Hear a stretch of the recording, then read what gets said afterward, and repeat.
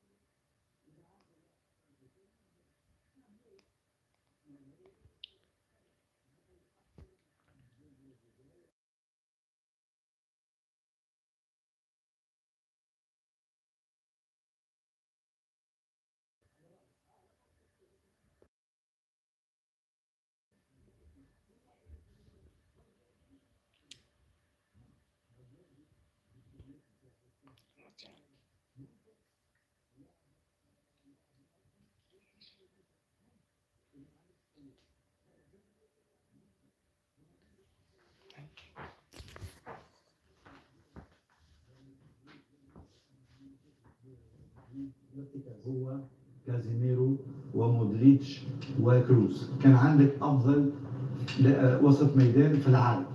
لاعبين هذوما غالي فنيا تراجع مستوى الريال من الناحيه الفنيه. لماذا ما عادش نشوفوا الريال من الناحيه الجماعيه يلعب مباريات كبيره؟